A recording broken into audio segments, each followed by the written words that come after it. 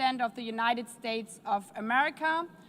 I request protocol to escort His Excellency and invite him to address the Assembly.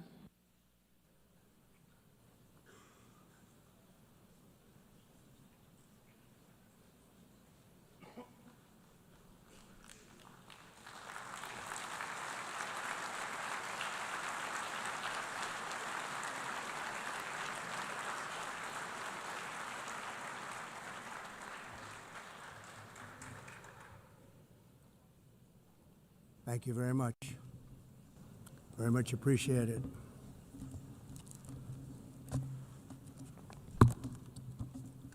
And I don't mind making this speech without a teleprompter, because the teleprompter is not working. I feel very happy to be up here with you nevertheless, and that way you speak more from the heart. I can only say that whoever's operating this teleprompter is in big trouble.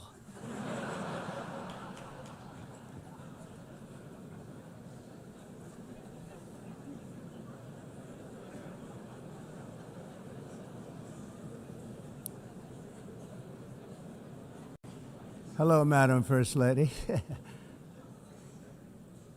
Thank you very much for being here. And Madam President, Mr. Secretary General, First Lady of the United States, distinguished delegates, ambassadors, and world leaders. 6 years have passed since I last stood in this grand hall and addressed a world that was prosperous and at peace in my first term. Since that day, the guns of war have shattered the peace I forged on 2 continents. An era of calm and stability gave way to one of the great crises of our time. And here in the United States, 4 years of weakness, lawlessness, and radicalism under the last administration delivered our nation into a repeated set of disasters. 1 year ago, our country was in deep trouble, but today, just 8 months into my administration, we are the hottest country anywhere in the world, and there is no other country even close. America is blessed with the strongest economy, the strongest borders, the strongest military, the strongest friendships, and the strongest spirit of any nation on the face of the earth. This is indeed the golden age of America. We are rapidly reversing the economic calamity we inherited from the previous administration, including ruinous price increases and record-setting inflation like we've never had before. Under my leadership, energy costs are down, gasoline prices are down, grocery prices are down, mortgage rates are down, and inflation has been defeated. The only thing that's up is the stock market, which just hit a record high. In fact, it hit a record high 48 times in the last short period of time. Growth is surging, manufacturing is booming. The stock market, as I said, is doing better than it's ever done. And all of you in this room benefit by that, almost everybody. And importantly, workers' wages are rising at the fastest pace in more than 60 years. And that's what it's all about, isn't it? In 4 years of President Biden, we had less than $1 trillion of new investment into the United States. In just 8 months since I took office, we have secured commitments and money already paid for $17 trillion. Think of it, 4 years, less than $1 trillion, 8 months, much more than $17 trillion is being invested in the United States. And it's now pouring in from all parts of the world. We've implemented the largest tax cuts in American history and the largest regulation cuts in American history, making this once and again the best country on earth to do business. And many of the people in this room are investing in America, and it's turned out to be an awfully good investment during this 8-month period. In my first term, I built the greatest economy in the history of the world. We had the best economy ever, history of the world. And I'm doing the same thing again, but this time it's actually much bigger and even better. The numbers far surpass my record-setting first term. On our southern border, we have successfully repelled a colossal invasion, and for the last 4 months, and that's 4 months in a row, the number of illegal aliens admitted and entering our country has been 0. Hard to believe, because if you look back just a year ago, it was millions and millions of people pouring in from all over the world, from prisons, from mental institutions, drug dealers. All over the world they came. They just poured into our country with the ridiculous open border policy of the Biden administration. Our message is very simple. If you come illegally into the United States, you're going to jail, or you're going back to where you came from, or perhaps even further than that. You know what that means. I want to thank the country of El Salvador for the successful and professional job they've done in receiving and jailing so many criminals that entered our country. And it was under the previous administration that the number became record-setting, and they're all being taken out. We have no choice. And other countries have no choice, because other countries are in the exact same situation with immigration. It's destroying your country, and you have to do something about it. On the world stage, America is respected again like it has never been respected before. You think about 2 years ago, 3 years ago, 4 years ago, or 1 year ago, we were a laughingstock all over the world. At the NATO summit in June, virtually all NATO members formally committed to increase defense spending at my request from 2% to 5% of GDP, making our alliance far stronger and more powerful than it was ever before. In May, I traveled to the Middle East to visit my friends and rebuild our partnerships in the Gulf and those valued relationships with Saudi Arabia, Qatar, and the UAE, and other countries are now, I believe, closer than ever before. My administration has negotiated one historic trade deal after another, including with the United Kingdom, the European Union, Japan, South Korea, Vietnam, Indonesia, the Philippines, Malaysia, and many, many others. Likewise, in a period of just 7 months, I have ended 7 unendable wars. They said they were unendable. You're never going to get them solved. Some were going for 31 years, 2 of them, 31, think of it, 31 years. One was 36 years. One was 28 years. I ended 7 wars. And in all cases, they were raging with countless thousands of people being killed. This includes Cambodia and Thailand, Kosovo and Serbia, the Congo and Rwanda, a vicious, violent war that was, Pakistan and India, Israel and Iran, Egypt and Ethiopia, and Armenia and Azerbaijan. It included all of them. No president or prime minister, and for that matter, no other country has ever done anything close to that. And I did it in just 7 months. It's never happened before.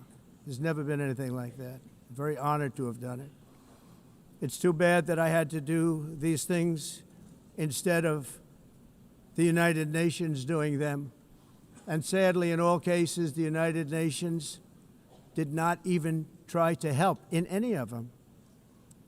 I ended 7 wars, dealt with the leaders of each and every one of these countries, and never even received a phone call from the United Nations offering to help in finalizing the deal. All I got from the United Nations was an escalator that on the way up stopped right in the middle. If the First Lady wasn't in great shape, she would have fallen, but she's in great shape. We're both in good shape. We both stood. And then a teleprompter that didn't work. These are the 2 things I got from the United Nations, a bad escalator and a bad teleprompter. Thank you very much. And by the way, it's working now. Just went on. Thank you. I think I should just do it the other way. It's easier. Thank you very much. I didn't think of it at the time because I was too busy working to save millions of lives. That is the saving and stopping of these wars. But later I realized that the United Nations wasn't there for us. They weren't there. I thought of it really after the fact, not during these negotiations, which were not easy. That being the case, what is the purpose of the United Nations? The UN has such tremendous potential. I've always said it. It has such tremendous, tremendous potential, but it's not even coming close to living up to that potential. For the most part, at least for now, all they seem to do is write a really strongly worded letter and then never follow that letter up. It's empty words, and empty words don't solve war. The only thing that solves war and wars is action. Now, after ending all of these wars and also earlier negotiating the Abraham Accords, which is a very big thing for which our country received no credit, never receives credit. Everyone says that I should get the Nobel Peace Prize for each one of these achievements. But for me, the real prize will be the sons and daughters who live to grow up with their mothers and fathers, because millions of people are no longer being killed in endless and unglorious wars. What I care about is not winning prizes, it's saving lives. We saved millions and millions of lives with the 7 wars. And we have others that we're working on, and you know that. Many years ago, a very successful real estate developer in New York, known as Donald J. Trump, I bid on the renovation and rebuilding of this very United Nations complex. I remember it so well. I said at the time that I would do it for $500 million, rebuilding everything. It would be beautiful. I used to talk about, I'm going to give you marble floors. They're going to give you terrazzo. I'm going to give you the best of everything. You're going to have mahogany walls. They're going to give you plastic. But they decided to go in another direction, which was much more expensive at the time, and which actually produced a far inferior product. And I realized that they did not know what they were doing when it came to construction, and that their building concepts were so wrong, and the product that they were proposing to build was so bad and so costly. It was going to cost them a fortune. And I said, and wait till you see the overruns. Well, I turned out to be right. They had massive cost overruns and spent between $2 and $4 billion on the building and did not even get the marble floors that I promised them. You walk on terrazzo. Do you notice that? As far as I'm concerned, frankly, looking at the building and getting stuck on the escalator, they still haven't finished the job. They still haven't finished. That was years ago.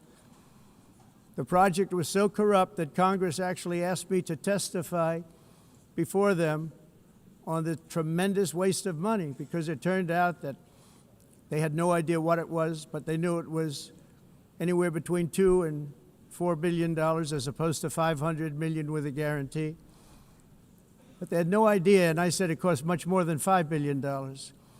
Unfortunately, many things in the United Nations are happening just like that, but on an even much bigger scale, much, much bigger.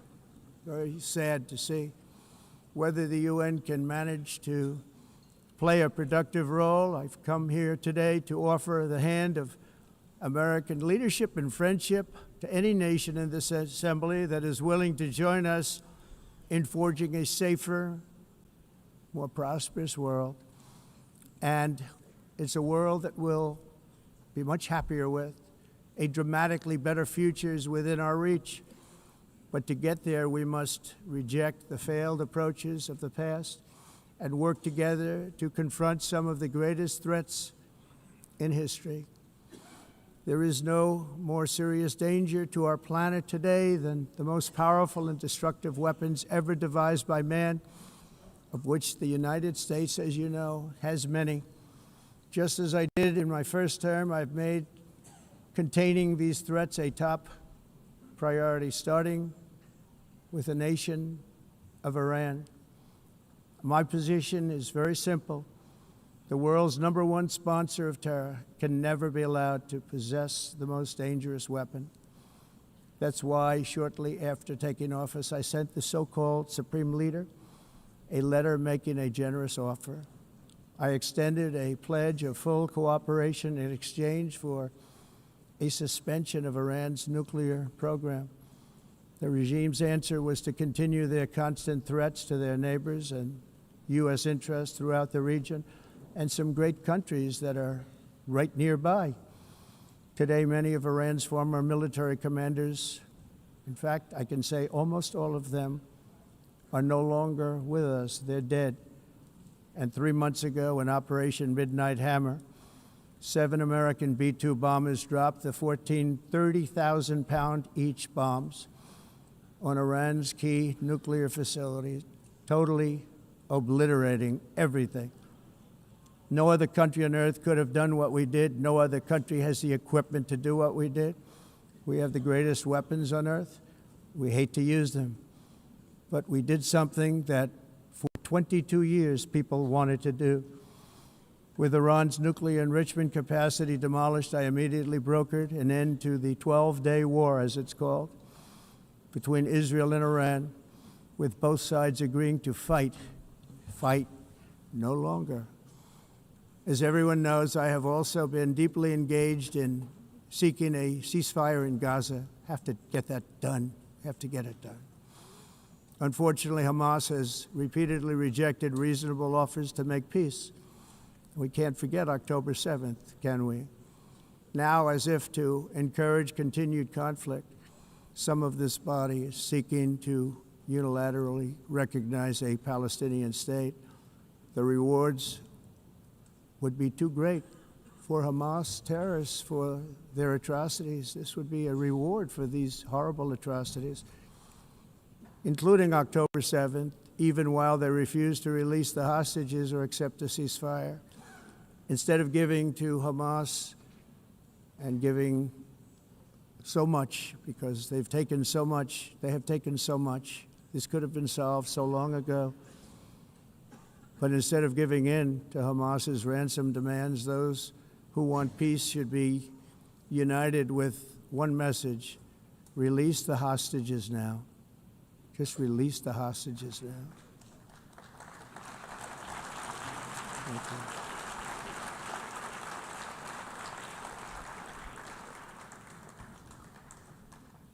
Thank you. As we have got to come together, and we will come together, got to get it done. We have to stop the war in Gaza immediately. We have to stop it. We have to get it done. We have to negotiate, immediately have to negotiate peace. We got to get the hostages back. We want all 20 back.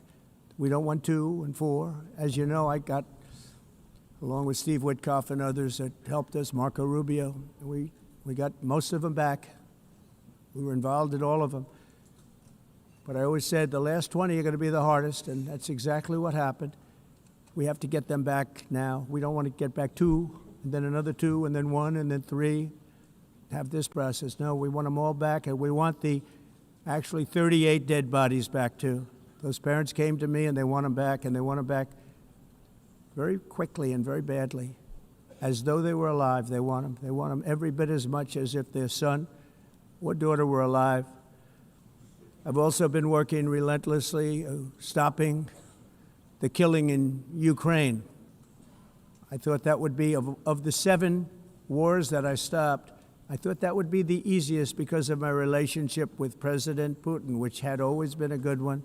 I thought that was going to be the easiest one. But you know, in war, you never know what's going to happen. There are always lots of surprises, both good and bad. Everyone thought Russia would win this war in 3 days, but it didn't work out that way. It was supposed to be just a quick little skirmish. It's not making Russia look good. It's making them look bad. No matter what happens from here on out, this was something that should have taken a matter of days, certainly less than a week. And they've been fighting for 3.5 years and killing anywhere from 5,000 to 7,000 young soldiers, mostly soldiers, on both sides, every single week. from 5,000 to 7,000 dead young people, and some in cities, much smaller numbers, where rockets are shot, where drones are dropped. This war would never have started if I were president. This was a war that should have never happened. It shows you what leadership is, what bad leadership can do to a country. Look what happened to the United States, and look where we are right now in just a short period of time. The only question now is how many more lives will be needlessly lost on both sides. China and India are the primary funders of the ongoing war by continuing to purchase Russian oil. But inexcusably, even NATO countries have not cut off much Russian energy and Russian energy products, which, as you know, I found out about 2 weeks ago, and I wasn't happy. Think of it. They're funding the war against themselves. Who the hell ever heard of that one?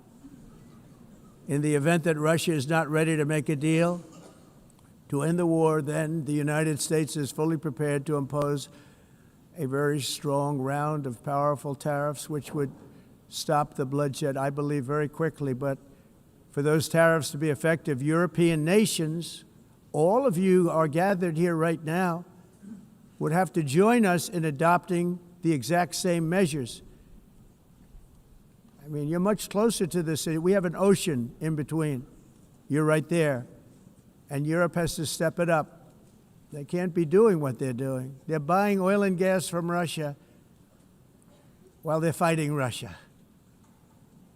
It's embarrassing to them, and it was very embarrassing to them when I found out about it, I can tell you that. They have to immediately cease all energy purchases from Russia. Otherwise, we're all wasting a lot of time. So I'm ready to discuss this. We're going to discuss it today with the European nations, all gathered here. I'm sure they're thrilled to hear me speak about it, but that's the way it is. I like to speak my mind and speak the truth. As we seek to reduce the threat of dangerous weapons today, I'm also calling on every nation to join us in ending the development of biological weapons once and for all. And biological is terrible, and nuclear is even beyond, and we include nuclear in that. We want to have a cessation of the development of nuclear weapons. We know, and I get to view it all the time. Sir, would you like to see? And I look at weapons that are so powerful that we just can't ever use them. If we ever use them, the world literally might come to an end. There would be no United Nations to be talking about. There would be no nothing. Just a few years ago, reckless experiments overseas gave us a devastating global pandemic. Yet despite that worldwide catastrophe, many countries are continuing extremely risky research into bioweapons and man-made pathogens. This is unbelievably dangerous. To prevent potential disasters, I'm announcing today that my administration will lead an international effort to enforce Biological Weapons Convention, which is going to be meeting with the top leaders of the world by pioneering an AI verification system that everyone can trust. Hopefully the UN can play a constructive role, and it will also be one of the early projects under AI. Let's see how good it is, because a lot of people are saying it could be one of the great things ever, but it also can be dangerous, but it can be put to tremendous use and tremendous good, and this would be an example of that. Not only is the UN not solving the problems it should, too often, it's actually creating new problems for us to solve. The best example is the #1 political issue of our time, the crisis of uncontrolled migration. It's uncontrolled. Your countries are being ruined. The United Nations is funding an assault on Western countries and their borders. In 2024, the UN budgeted $372 million in cash assistance to support an estimated 624,000 migrants journeying into the United States. Think of that. The UN is supporting people that are illegally coming into the United States, and then we have to get them out. The UN also provided food, shelter, transportation, and debit cards to illegal aliens. Can you believe that? On the way to infiltrate our southern border. Millions of people came through that southern border. Just a year ago, millions and millions of people were pouring in, 25 million altogether over the 4 years of the incompetent Biden administration. And now we have it stopped, totally stopped. In fact, they're not even coming anymore because they know they can't get through. But what took place is totally unacceptable. The UN is supposed to stop invasions, not create them and not finance them. In the United States, we reject the idea that mass numbers of people from foreign lands can be permitted to travel halfway around the world, trample our borders, violate our sovereignty, cause unmitigated crime, and deplete our social safety net. We have reasserted that America belongs to the American people, and I encourage all countries to take their own stand in defense of their citizens as well. You have to do that because I see it. I'm not mentioning names. I see it, and I can call every single one of them out. You're destroying your countries. They're being destroyed. Europe is in serious trouble. They've been invaded by a force of illegal aliens like nobody's ever seen before. Illegal aliens are pouring into Europe. Nobody is ever, and nobody's doing anything to change it, to get them out. It's not sustainable. And because they choose to be politically correct, they're doing just absolutely nothing about it. And I have to say, I look at London where you have a terrible mayor, terrible, terrible mayor. And it's been so changed, so changed. Now they want to go to Sharia law, but you're in a different country. You can't do that. Both the immigration and their suicidal energy ideas will be the death of Western Europe if something is not done immediately. This cannot be sustained. What makes the world so beautiful is that each country is unique. But to stay this way, every sovereign nation must have the right to control their own borders. You have the right to control your borders, as we do now, and to limit the sheer numbers of migrants entering their countries and paid for by the people of that nation that were there and that built that particular nation at the time. They put their blood, sweat, tears, money into that country, and now they're being ruined. Proud nations must be allowed to protect their communities and prevent their societies from being overwhelmed by people they have never seen before, with different customs, religions, with different everything. Where migrants have violated laws, lodged false asylum claims, or claimed refugee status for illegitimate reasons, they should, in many cases, be immediately sent home. And while we will always have a big heart for places and people that are struggling and truly compassionate, answers will be given. We have to solve the problem, and we have to solve it in their countries, not create new problems in our countries. And we are very helpful to a lot of countries that are just not able to send their people anymore. They used to send them to us in caravans of 25,000, 30,000 people each. These massive caravans of people pouring into our country, totally unchecked and unvetted. But not anymore. According to the Council of Europe in 2024, almost 50% of inmates in German prisons were foreign nationals or migrants. In Austria, the number was 53% of the people in prisons were from places that weren't from where they are now. In Greece, the number was 54%, and in Switzerland, beautiful Switzerland, 72% of the people in prisons are from outside of Switzerland. When your prisons are filled with so-called asylum seekers who repaid kindness, and that's what they did, they repaid kindness with crime, it's time to end the failed experiment of open borders. You have to end it now. See, I can tell you. I'm really good at this stuff. Your countries are going to hell. In America, we've taken bold action to swiftly shut down uncontrolled migration. Once we started detaining and deporting everyone who crossed the border and removing illegal aliens from the United States, they simply stopped coming. They're not coming anymore. We're getting a lot of credit, but they're not coming anymore. This was a humanitarian act for all involved, because on the trips up, thousands of people a week were dying Women were being raped. Nobody's ever seen anything like it.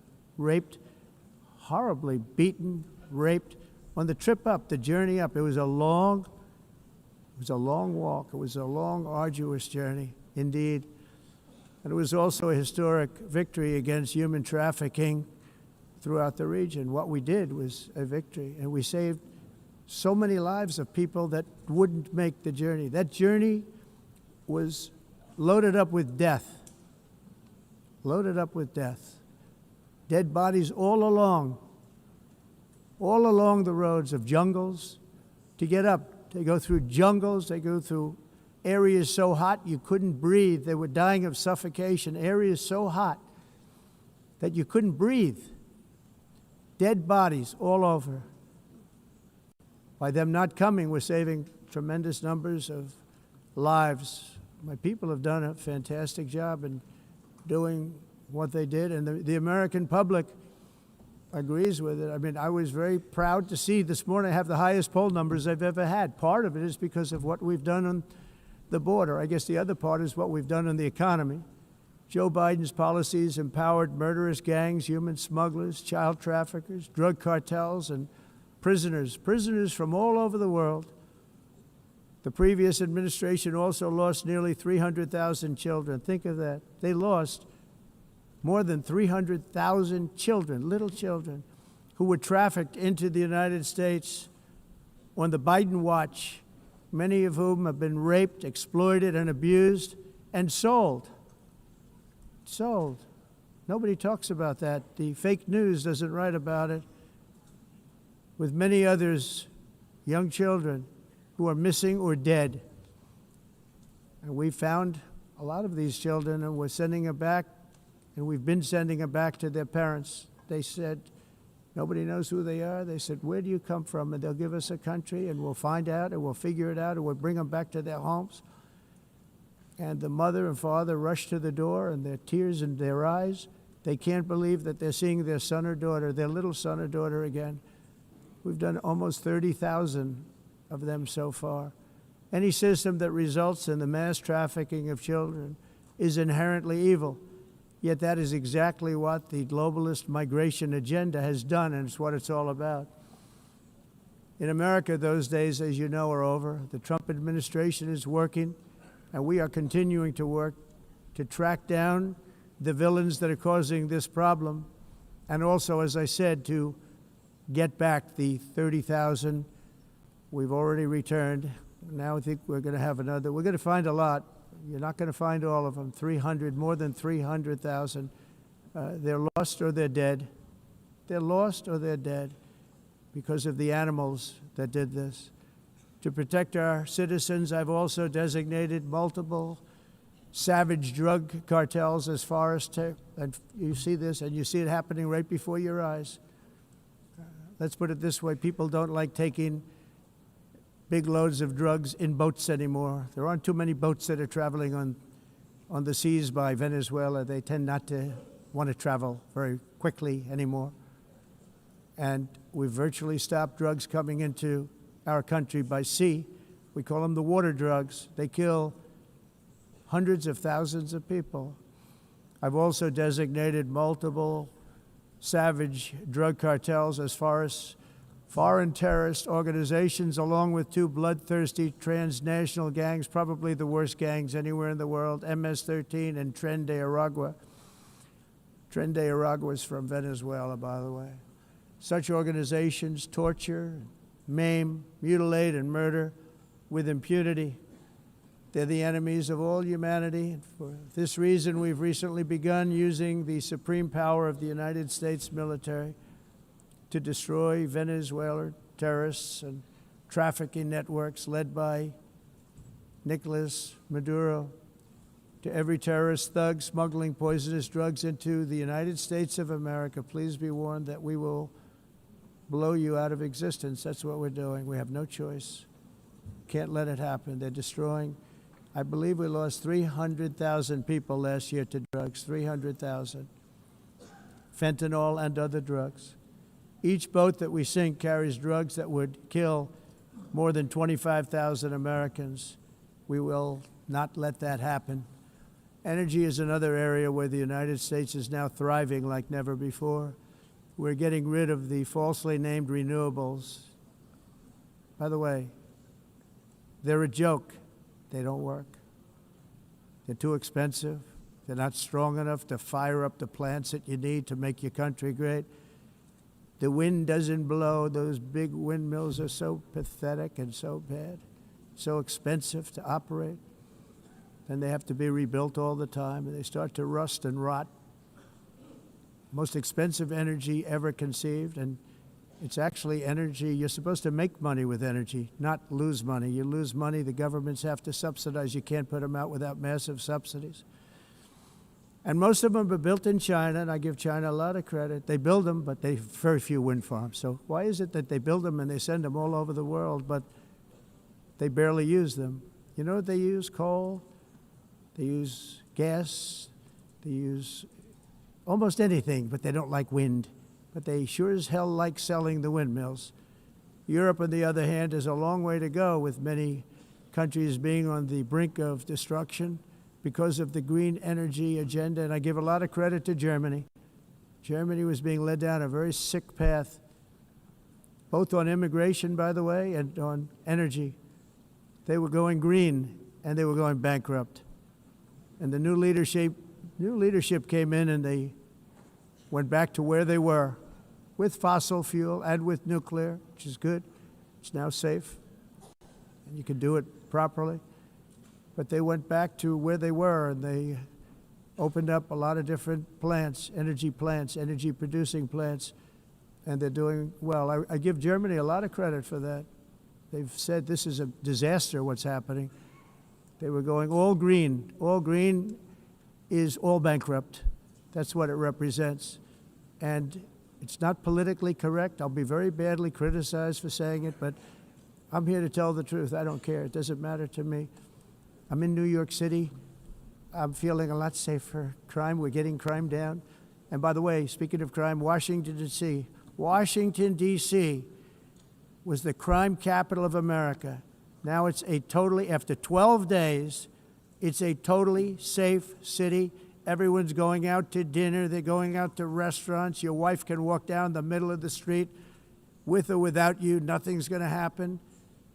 My people have done a fantastic job. And yes, I called in the National Guard, and the National Guard took care of business, and they weren't politically correct, but they took care of business. We got 1,700 career criminals out, brought them back to where they came from, the countries where they came from, or put them in jails. Washington, D.C. is now a totally safe city again, and I welcome you to come. In fact, we'll have dinner together at a local restaurant, and we'll be able to walk. We don't have to go by an armor-plated vehicle. We'll walk right over there from the White House. They've given up their powerful edge, a lot of the countries that we're talking about, in oil and gas, such as essentially closing the great North Sea oil. Oh, the North Sea, I know it so well. Aberdeen was the oil capital of Europe, and there's tremendous oil that hasn't been found in the North Sea. Tremendous oil. And I was with the Prime Minister I respect and like a lot, and I said, you're sitting with the greatest asset. They essentially closed it by making it so highly taxed that no developer, no oil company can go there. They have tremendous oil left, and more importantly, they have tremendous oil that hasn't even been found yet. And what a tremendous asset for the United Kingdom. And I hope the Prime Minister is listening, because I told it to him 3 days in a row. That's all he heard. North Sea oil, North Sea, because I want to see them do well. I want to stop seeing them ruining that beautiful Scottish and English countryside with windmills and massive solar panels that go 7 miles by 7 miles, taking away farmland. But we're not letting this happen in America. In 1982, the executive director of the United Nations Environmental Program predicted that by the year 2000, climate change would cause a global catastrophe. He said that it will be irreversible, as any nuclear holocaust would be. This is what they said at the United Nations. What happened? Here we are. Another UN official stated in 1989 that within a decade, entire nations could be wiped off the map by global warming. Not happening. You know, it used to be global cooling. If you look back years ago in the 1920s and the 1930s, they said, global cooling will kill the world. We have to do something. Then they said global warming will kill the world. But then it started getting cooler, so now they could just call it climate change, because that way they can't miss. It's climate change. Because if it goes higher or lower, whatever the hell happens, there's climate change. It's the greatest con job ever perpetrated on the world, in my opinion. Climate change, no matter what happens, you're involved in that. No more global warming, no more global cooling. All of these predictions made by the United Nations and many others, often for bad reasons, were wrong. They were made by stupid people that have cost their countries fortunes and given those same countries no chance for success. If you don't get away from this green scam, your country is going to fail. And I'm really good at predicting things, you know. They actually said during the campaign, they had a hat, the best-selling hat. Trump was right about everything. And I don't say that in a braggadocious way, but it's true. I've been right about everything. And I'm telling you that if you don't get away from the green energy scam, your country is going to fail. And if you don't stop people that you've never seen before, that you have nothing in common with, your country is going to fail. I'm the President of the United States, but I worry about Europe. I love Europe. I love the people of Europe. And I hate to see it being devastated by energy and immigration. This double-tailed monster destroys everything in its wake, and they cannot let that happen any longer. You're doing it because you want to be nice. You want to be politically correct, and you're destroying your heritage. They must take control strongly and immediately of the unmitigated immigration disaster and the fake energy catastrophe before it's too late. The carbon footprint is a hoax made up by people with evil intentions, and they're heading down a path of total destruction. You know, the carbon footprint was a big, big thing a few years ago. I remember hearing about the carbon footprint, and then President Obama would get into Air Force One, a massive Boeing 747, and not a new one, an old one with old engines that spew everything into the atmosphere. He'd talk about the carbon footprint, we must do so. Then he'd get in and he'd fly from Washington to Hawaii to play a round of golf. And then he'd get back onto that big, beautiful plane and he'd fly back and he'd talk about, again, global warming and the carbon footprint. It's a con job. At extreme cost and expense, Europe reduced its own carbon footprint by 37%. Think of that. Congratulations, Europe. Great job. You cost yourself a lot of jobs, a lot of factories closed, but you reduced the carbon footprint by 37%. However, for all of that sacrifice and much more, it's been totally wiped out and then some by a global increase of 54%. Much of it coming from China and other countries that are thriving around China, which now produces more CO2 than all the other developed nations in the world. So all of these countries are working so hard on the carbon footprint, which is nonsense, by the way. It's nonsense. You know, it's interesting. In the United States, we have still radicalized environmentalists, and they want the factories to stop. Everything should stop. No more cows. We don't want cows anymore. I guess they want to kill all the cows. They want to do things that are just unbelievable, and you have it too. But you know, we have a border, strong, and we have a shape, and that shape doesn't just go straight up. That shape is amorphous when it comes to the atmosphere. And if we had the most clean air, and I think we do, we have very clean air. We have the cleanest air we've had in many, many years. But the problem is that other countries, like China, which has air that's a little bit rough, it blows. And no matter what you're doing down here, the air up here tends to get very dirty because it comes in from other countries where their air isn't so clean. And the environmentalists refuse to acknowledge that. Same thing with garbage. In Asia, they dump much of their garbage right into the ocean. And over about a 1 week and 2 week journey, it flows right past Los Angeles. You've seen it.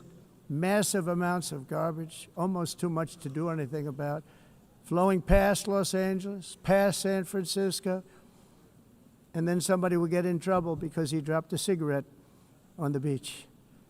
The whole thing is crazy.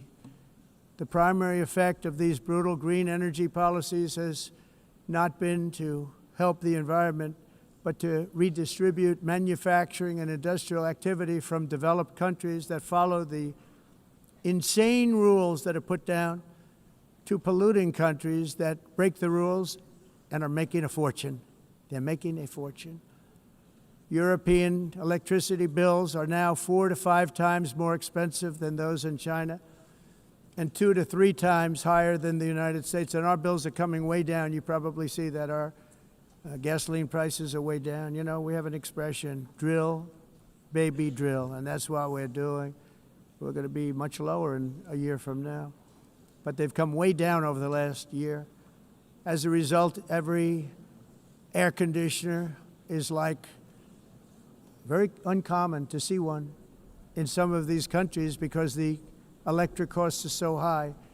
So while the U.S. has approximately 1,300 heat-related deaths annually, that's a lot, Europe loses more than 175,000 people to heat deaths each year because the costs are so expensive you can't turn on an air conditioner. What is that all about? That's not Europe. That's not the Europe that I love and know. All in the name of pretending to stop the global warming hoax.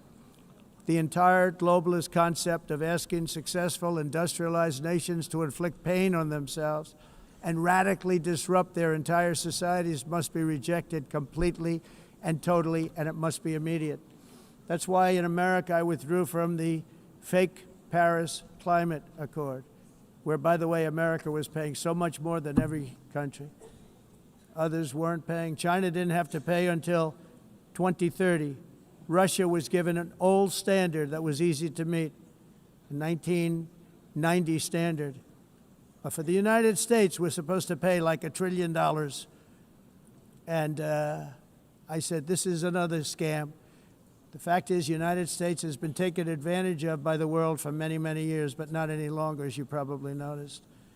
I unleashed massive energy production and signed historic executive orders to hunt for oil, but we don't have to do much hunting because we have the most oil of any nation anywhere, oil and gas in the world. And if you add coal, we have the most of any nation in the world. Clean, I call it clean, beautiful coal. You can do things today with coal that you couldn't have done 10 years ago, 15 years. So I have a little standing order in the White House. Never use the word coal, only use the words clean, beautiful coal. Sounds much better, doesn't it? But we stand ready to provide any country with abundant, affordable energy supplies if you need them, when most of you do. We're proudly exporting energy all over the world. We're now the largest exporter. In the United States, we want trade and robust commerce with all nations, everybody. We want to help nations. We're going to help nations.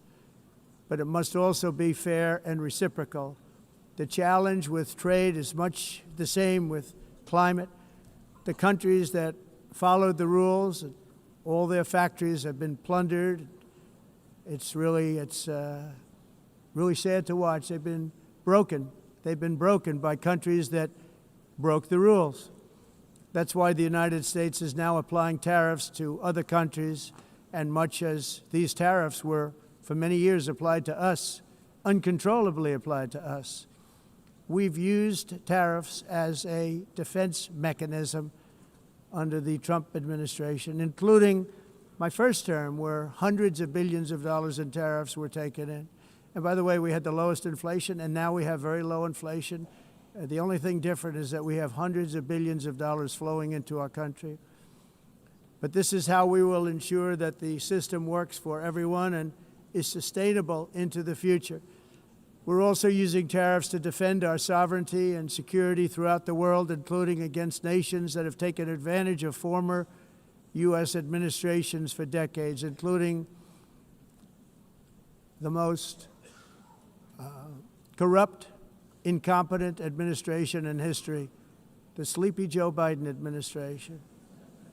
Brazil now faces major tariffs in response to its unprecedented efforts to interfere in the rights and freedoms of our American citizens and others, with censorship, repression, weaponization, judicial corruption, and targeting of political critics in the United States. I have a little problem saying this because I must tell you, I was walking in and the leader of Brazil was walking out. We saw him and I saw him, he saw me, and we embraced. And then I'm saying, can you believe I'm going to be saying this in just 2 minutes? But we actually agreed that we would meet next week. We didn't have much time to talk, like about 20 seconds. They were in retrospect, I'm glad I waited because this thing didn't work out too well. But we did talk, we had a good talk, and we agreed to meet next week, if that's of interest. But he seemed like a very nice man, actually. He liked me, I liked him. But if you, and I only do business with people I like. When I don't like them, I don't like them. But we had, at least for about 39 seconds, we had excellent chemistry. It's a good sign.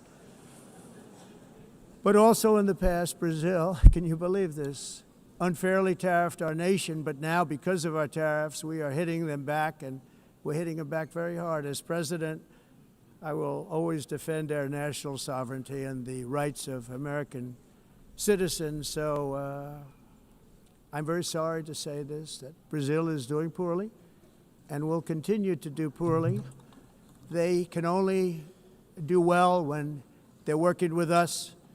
Without us, they will fail, just as others have failed. It's true. Next year, the United States will celebrate the 250th anniversary of our glorious independence, a testament to enduring power and American freedom and spirit.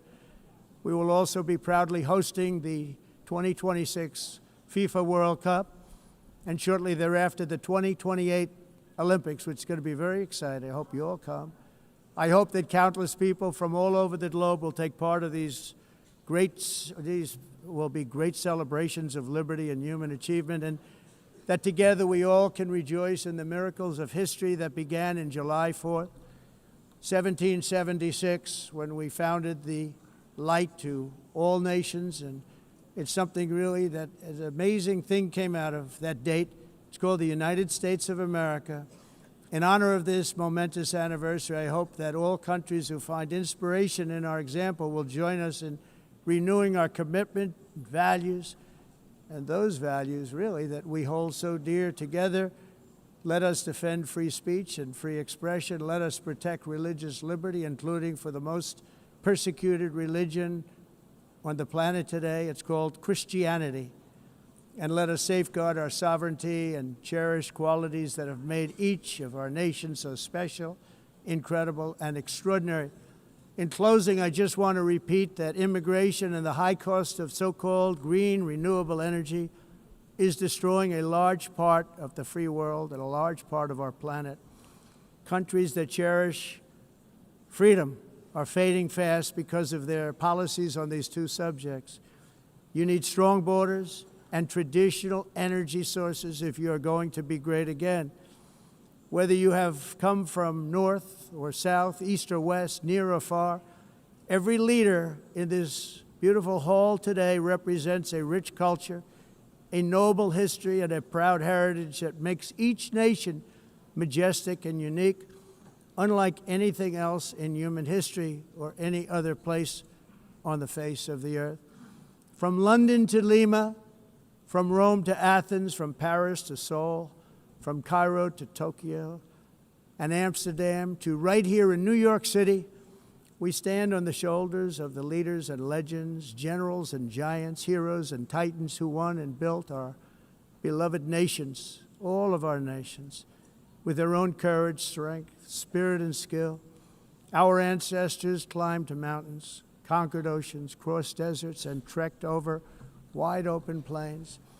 They charged into thunderous battles, plunged into grave dangers, and they were soldiers and farmers and workers and warriors and explorers and patriots. They built towns into cities, tribes into kingdoms, ideas into industries, and small islands into mighty empires. You're a part of all of that. They were champions for their people who never gave up and who never, ever gave in. Their values defined our national identities. Their visions forged our magnificent destiny. Everybody in this room is a part of it in your own way. Each of us inherits the deeds and the myths, the triumphs, the legacies of our own heroes and founders who so bravely showed us the way. Our ancestors gave everything for homelands that they defended with pride, with sweat, with blood, with life, and with death. Now the righteous task of protecting the nations that they built belongs to each and every one of us. So together let us uphold our sacred duty to our people and to our citizens. Let us protect their borders, ensure their safety, preserve their cultures, treasure, and traditions, and fight, fight, fight for their precious dreams and their cherished freedoms. And in friendship and really a beautiful vision, let us all work together to build a bright, beautiful planet, a planet that we all share, a planet of peace and a world that is richer, better, and more beautiful than ever before. That can happen. It will happen. It will happen, and I hope it can happen and start right now, right at this moment. We'll turn it around. We're going to make our countries better, safer, more beautiful. We're going to take care of our people. Thank you very much. It's been an honor. God bless the nations of the world. Thank you very much. Bye.